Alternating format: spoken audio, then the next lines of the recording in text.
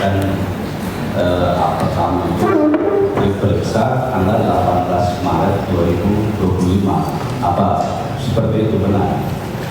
Jangan ingat. Ya, kami tidak ingat persis, namun tanggal dari kami pernah diperiksa di sini. Ya, Ada di AP. Ada di AP.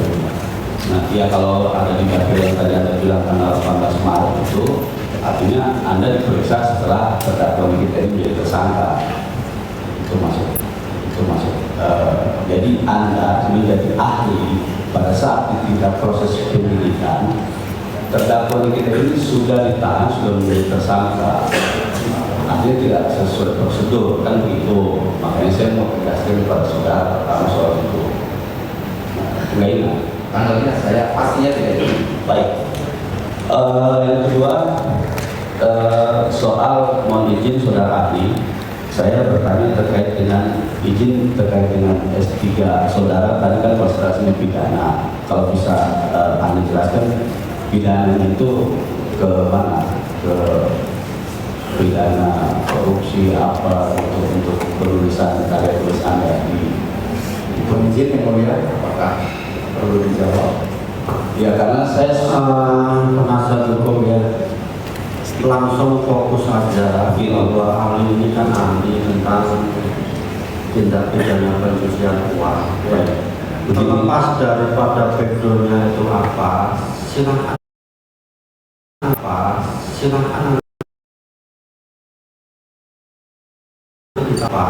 silakan nanti ditanggapi di pembelaan. ya Nah, ini kalau memberikan hanya untuk PPATK atau silakan nanti ditanggapi yang ada. maksud saya begini. Enggak, saya sampaikan begini, kami berkaca dari ahli yang kemarin.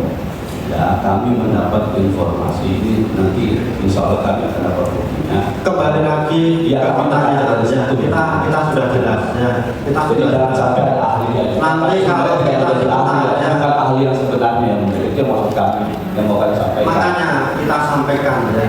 Kalau penasihat hukum menganggap bahwa ini pendidikannya seperti Bukan masalah pendidikan. Bentar ya. Ya. Kan artinya pendidikannya pidana S3-nya kan. Ya, Kok memberikan keahlian di bidang PPATK ya kan begitu. Nanti disiapkan silakan ditanggapi di pembelaan. iya, saya mohon izin maksud ya. kami menyampaikan karena kami berkaca dengan Kita juga sudah mendengar yang kemarin ya. silakan ternyata tidak ahli ditulurkannya. Oke, Makanya mau ahli mau tidak kan silakan. baik. Oke, saya lanjutkan yang mulia. Saudara ahli ya, dalam pasal 3 Undang-Undang TPPU tadi yang dibacakan oleh rekan jaksa penuntut umum, di situ sebentar ya saya bacakan juga kepada saudara berkaitan dengan unsurnya. Yang pertama saya mau tanyakan kepada saudara, menurut ahli, delik inti yang ada dalam pasal 3 Undang-Undang TPPU itu apa? Apakah menyembunyikan atau menyamarkan itu bagian dari delik inti yang harus diterapkan atau dibuktikan dalam setiap proses hukum? Bagaimana Pak? Ya, baik, terima kasih penasihat hukum. Sudah kami sampaikan di awal bahwasanya delik inti ialah di pasal 3 adanya rangkaian hasil tindak pidana yang disembunyikan disamarkan oleh pelaku tindak pidana. Oke, berarti itu ya tujuannya adalah untuk menyembunyikan atau menyamarkan. Ya, di dalam pasal 3 itu walaupun disebutkan dengan setiap orang yang menempatkan ya, mentransfer, mengalirkan, membelanjakan, membayar dan seterusnya dengan tujuan ya, itu yang maksud Anda ya, dengan tujuan untuk menyamarkan atau menyembunyikan, itu kan. Jadi ada proses transfer, ada proses menempatkan, tapi deliknya harus ada tujuan menyembunyikan atau menyamarkan, betul ya? Ya. Oke. Nah, pertanyaan saya kemudian, kalau demikian penjelasan ahli, menurut ahli dalam hal tadi diilustrasikan oleh jaksa, saya juga mau berilustrasi, ada sebuah kesepakatan ya yang dibangun sejak awal oleh public figure, ya, melalui teman sahabatnya. Itu kesepakatan itu kemudian oleh si penerima kesepakatan itu juga menyetujui terkait dengan pengiriman uang ke salah satu perusahaan itu. Oke? Pertanyaan saya, apakah itu masuk dalam delik inti menyamakan atau menyembunyikan harta kalau itu disetujui oleh si penerima kesepakatan itu? Baik. Yang utama tadi kami sampaikan bahwasanya ada harta kekayaan atau uang yang diketahui atau patut diduga berasal dari hasil tindak pidana. Nah, itu terlebih dahulu yang harus dilihat dan dibuktikan di persidangan. Tentu oleh pelaku apakah benar uang tersebut berasal dari hasil tindak pidana atau hasil kesepakatan yang sah. Ya. Itu perlu dibuktikan. Manakala ilustrasi yang disampaikan itu kesepakatan uang yang sah, berarti tidak ada tindak pidana pencucian uang. Tidak ada pembuktian di situ harus. Itu pembuktiannya. Kalau itu disepakati, Bukan soal sepakatnya. Apakah kan pertanyaan saya kan tadi jelas. Bagaimana kalau itu public figure itu dengan sahabatnya tadi, ya, melalui sahabatnya, disepakati oleh si penerima tadi itu, si penerima manfaat, penerima kesepakatan tadi itu yang mengirimkan uang, minta diilustrasikan jasa, dia mengirimkan uang, pengiriman uang itu disepakatilah oleh antara si pemberi tadi sama si penerima. Nah, dalam kaitannya itu tadi pertanyaan saya, apakah itu delik inti masuk dalam bagian dari delik inti tujuan menyamakan atau menyembunyikan asal usul harta itu? Ya, terkait asal usul, iya itu harus dibuktikan apakah hasil tindak pidana atau bukan. Oke. Nah, terus kalau terkait dengan adanya kesepakatan, apa itu masuk di bagian menyamakan atau tidak? Untuk menyamarkan kami sampaikan di awal tadi, pilihan-pilihan cara melakukan transaksi ada ketidaklaziman di situ. Sebagaimana kami jelaskan di awal. Oke. Ada ketidaklaziman, ya. Sekarang saya mau konsentrasi lagi begini, Saudara Andi. Sejak awal, ya, saya akan melanjutkan ini. Sejak awal, ya, yang meminta bantuan, ada public figure ini dimintai bantuan oleh siapa namanya, sebut saja lah Reza, ya, gitu, meminta bantuan kepada public figure itu, ya, untuk Keberatan yang mulia untuk hari ini hanya terkait tindak pidana pencucian. Jadi ini kan saya mau tanya soal unsurnya, soal unsur kan ini unsur Sebenarnya nanti ahli pasti akan tahu mana yang harus dijawabkan, mana yang tidak. Karena tadi saya ingatkan bahwa cukup dijawab sesuai dengan keahlian saudara, kan begitu ya. Silakan dilanjutkan pertanyaannya. Ya, saya lanjut ya, Saudara, ya.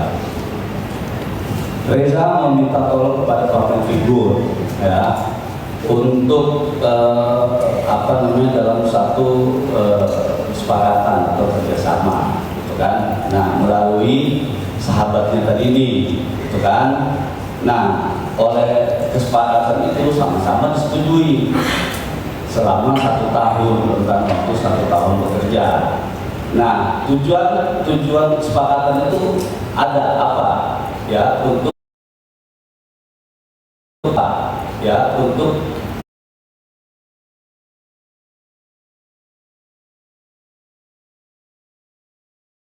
tidak melakukan review lagi, gitu kan. Nah, pertanyaan saya, dalam ilustrasi demikian terbuka itu disepakati perusahaan, nah, itu disepakati oleh Reza, ya, sama Reza ini mensepakati itu lalu dikirimkan duit 2 miliar itu ke perusahaan tanpa ada paksaan. Ini ilustrasi, ya. Nah, dalam konteks itu tindak pidana pencucian uang dengan tadi tujuan menyamakan atau menyembunyikan asal usul harta itu dalam konteks TPPU tadi itu dengan ilustrasi yang saya sampaikan, masuk delik menyamarkan sama menyembunyikan asal usul harta itu apakah bisa dikategorikan dengan kesepakatan yang tadi saya ilustrasikan itu? Baik, Oke. terima kasih. Tujuan menyembunyikan menyamarkannya kalau tidak pidana pencucian uang itu terkait transaksi yang dipilih oleh pelaku dalam hal ini. Oke. Artinya manakala ia tahu atau patut menduga itu ada uang hasil tindak pidana, tinggal dilihat cara transaksi apa yang dilakukan. Tadi sudah disampaikan di awal, pelaku memilih tunai, dia tidak ingin mata rantai transaksi itu terlacak sehingga ketahuan itu hasil tindak pidana. Itu yang pertama. Yang kedua juga kami sampaikan tadi bahwasannya pelaku pencucian uang tidak ingin menyentuh uang hasil kejahatan sehingga dia menggunakan pihak-pihak lain termasuk tadi cara pembayaran yang langsung ditujukan pada pihak ketiga. Padahal ada resiko-resiko hukum tentunya pembelian transaksi tersebut. Oke, baik. Kalau begitu, kalau misalnya yang Reza yang meminta supaya itu misalnya kalau itu Reza yang meminta metode pembayarannya bagaimana menurut Anda? Saya tidak tahu soal siapa yang meminta. Saya tidak, saudara ahli tidak perlu tahu saya. Pertanyaan saya, kalau Reza yang meminta, bagaimana menurut pendapat ahli? Ya, tinggal dilihat kembali ke pelaku. Apakah menyetujui, apakah justru punya inisiatif. Yang perlu dilihat adalah upaya memindahkan uang atau transaksi yang dilakukan itu memiliki tujuan menyembunyikan menyamarkan. Memiliki tujuan menyamakan. Oke ya. Sekarang saya lanjut pertanyaan begini. Pengiriman uang tersebut ya dilakukan untuk membayar suatu cicilan, katakan begitu ya. Nah, tapi muasal dari cicilan itu orangnya jelas, ya, pembayarannya jelas, identitasnya jelas, tidak menggunakan identitas orang lain, tidak menyamarkan harta orang lain, atau dengan kata lain dia menggunakan uang sendiri. Nah, masuknya di dalam delik tadi itu, dalam delik menyembunyikan atau menyamarkan tadi itu, bagaimana menurut pendapat ahli? Ya, baik. Di awal sudah disampaikan adanya sebuah transaksi memiliki kebutuhannya, namanya underlying transaction. Apakah itu prestasi dari perbuatan, apakah itu upah, apa itu gaji. Nah, kalau itu harta kekayaan yang sah, tentu tidak ada permasalahan. Namun akan menjadi permasalahan manakala berpindahnya uang tersebut hasil dari perbuatan melawan hukum. Itu yang perlu dilihat. Sehingga tindak lanjutnya, apakah pemilihan cara-cara transaksi itu dilakukan secara tidak lazim. Dalam hal ini ada upaya untuk agar tidak ketahuan asal usulnya berasal dari hasil kejahatan. Ya, oke. Saya ada membaca putusan putusan Mahkamah Agung ya, surat edaran Mahkamah Agung kalau nggak salah itu. Mudah-mudahan saudara Ali bisa meneruskan. Nah, saya pernah membaca itu ya, disebutkan dalam keputusan Mahkamah Agung tersebut terkait dengan pasal 3 Undang-Undang TPPU itu ya, dibilang bahwa yang dimaksud dengan menyamarkan atau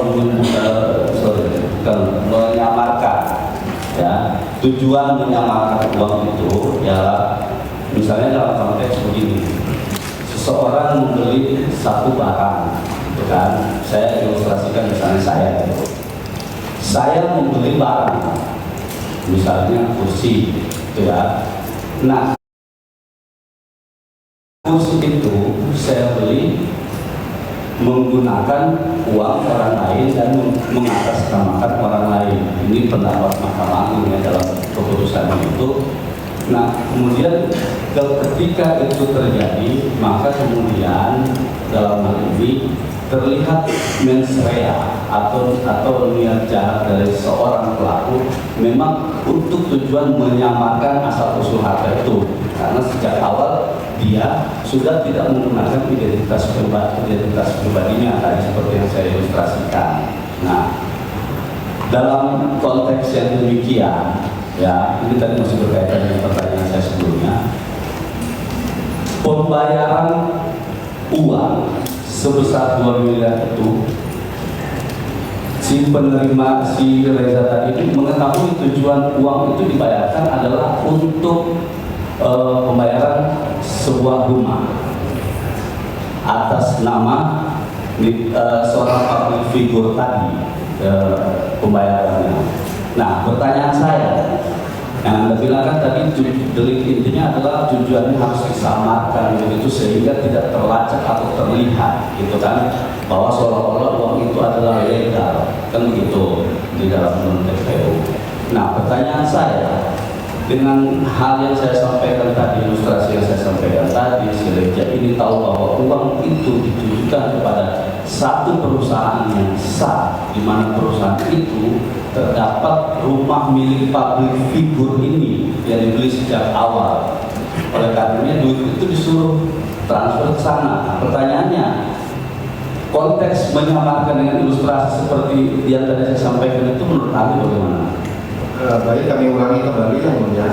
Berpindahnya uang dari satu tempat ke tempat lain dalam konteks pencucian uang, yang pertama tadi tentu harus apakah pengetahuan pelaku dalam ini tahu secara pasti itu hasil kejahatan yang pertama, atau patut menduga, cukup dengan patut menduga itu hasil tindak pidana. Selanjutnya, kalau itu terpenuhi unsurnya, tinggal dilihat apakah cara transaksi yang dilakukan itu memiliki tujuan menyembunyikan penyamarkan. Bagaimana yang disampaikan penasihat hukum, ada orang yang disuruh melakukan transaksi. Nah, yang dilihat yang menyuruh, bukan yang dilakukan menyuruh. Karena pelaku pencucian uang belum tentu langsung secara fisik melakukan transaksi. Dia bisa saja menyuruh lain. Nah, kalau menyuruh itu memenuhi unsur menyembunyikan penyamarkan, misalkan tadi tidak masuk terlebih dahulu ke rekening pelaku dengan harapan nanti itu bisa ketahuan, sehingga dia langsung saja menyuruh ke pihak ketiga, sehingga tidak terlihatlah transaksi tersebut untuk kepentingan dirinya selaku penerima manfaat atau beneficial owner. Bukan dalam modus operandi pencucian uang hal tersebut termasuk dengan tujuan menyembunyikan menyamarkan. Nah, kalau yang menyuruh itu orangnya langsung sendiri yang tadi ilustrasi yang sampaikan si Reja itu yang meminta, ini saya transfer kemana? Kalau begitu, apa gimana menurut Anda? Ya, memang harus dilihat faktanya, siapa yang meminta, siapa yang meminta, siapa yang mempengaruhi, siapa yang menyuruh. Kalau hal tersebut diubah-ubah, ya jawabannya akan tentu berbeda-beda. Harus dilihat secara fakta. Iya, pasti berbeda jawaban Anda ketika ditanya sama rekan jaksa sama kami pasti akan berbeda. Kami paham itu saudara ahli.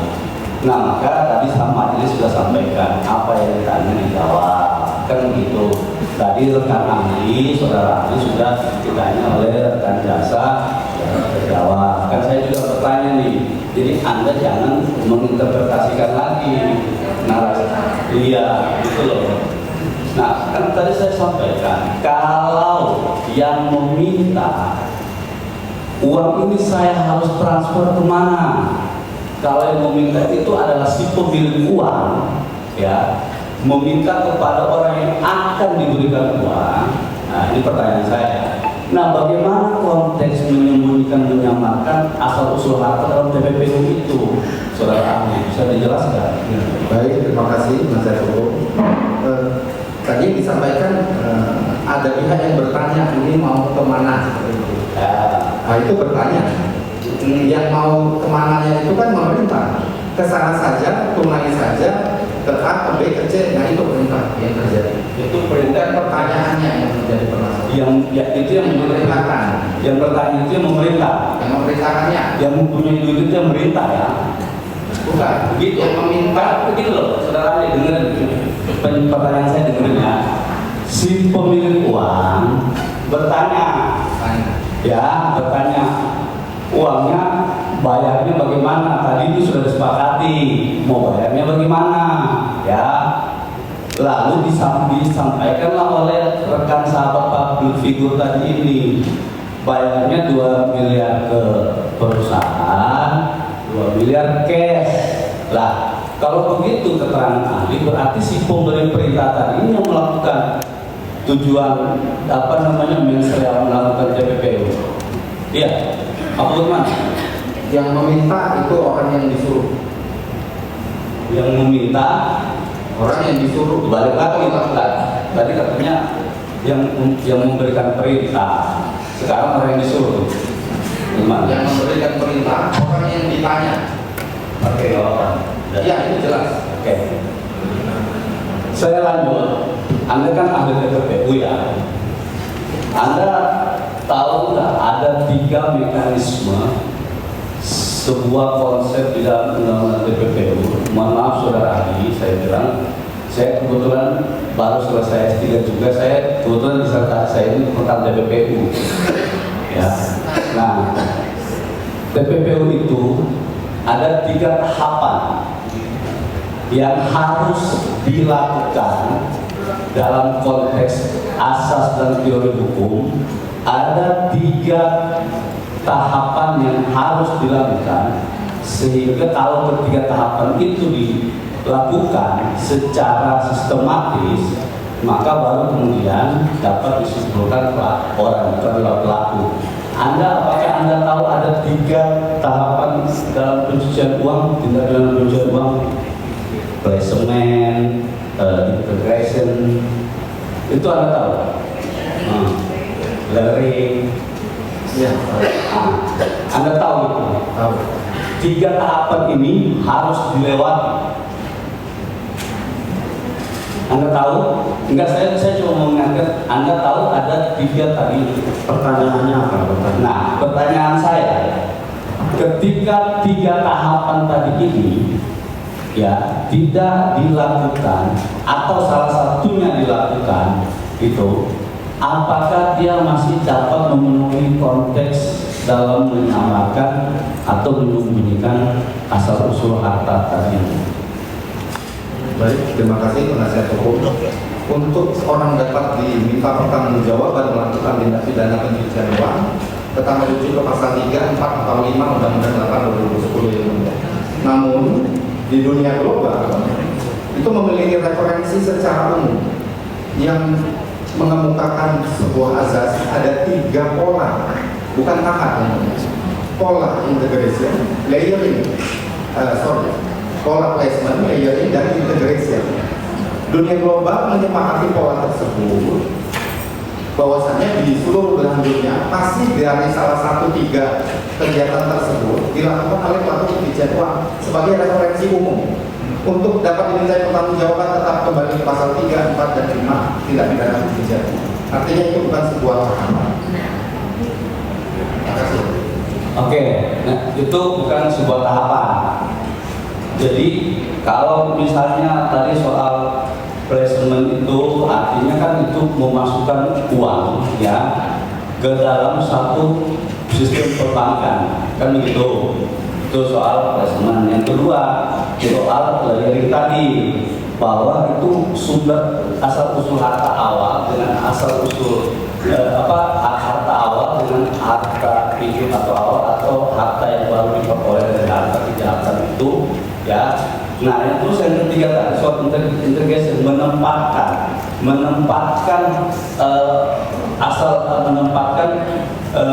uang hasil tindak pidana itu kan gitu kan. Nah menempatkan uang tadi Anda sebutkan kesimpulan bahwa itu tidak menjadi keharusan argumen, saudara, tidak menjadi sebuah keharusan. Nah pertanyaan saya kalau begitu, kalau misalnya soal tadi menempatkan sumber uang ya, membelanjakan uang atau mentransfer uang. Nah, kalau tujuan dari semua uang yang ditempatkan, ditransfer, dibelanjakan dalam konteks pencucian uang itu adalah uang yang benar-benar bukan dari uang hasil tindak pidana yang tadi saya sebutkan, hasil kesepakatan, ini pertanyaan saya, itu uang hasil kesepakatan, ya, hasil kesepakatan itu diminta ditransfer atau dikirim ke sebuah perusahaan. Nah, pertanyaan saya dengan ilustrasi yang demikian, bagaimana menurut ahli, apakah itu bagian dari tujuan dari delik tadi itu menyembunyikan, menyamarkan asal usul? Kalau ada uang kesepakatan yang tadi 3 tahap itu ditempatkan, dibacakan, ditransfer, mohon ahli jelaskan. Baik, terima kasih. Kembali kami sampaikan bahwasanya hal yang pertama harus dilihat terlebih dahulu yang mulia, adanya pengetahuan pelaku terhadap asal usul uang. Kalau tidak ada hasil tindak pidana, ya tidak ada pencucian uang. Namun hal tersebut harus dibuktikan, pengetahuan pelaku tersebut di sidang kasus pencucian uang dibuktikan. Oke, balik lagi. Oke, saya mau tanya ini, predikat crime enggak? Yang mulia, izin ini terdakwa dan datang mau bertoilet. Petugas untuk menemani.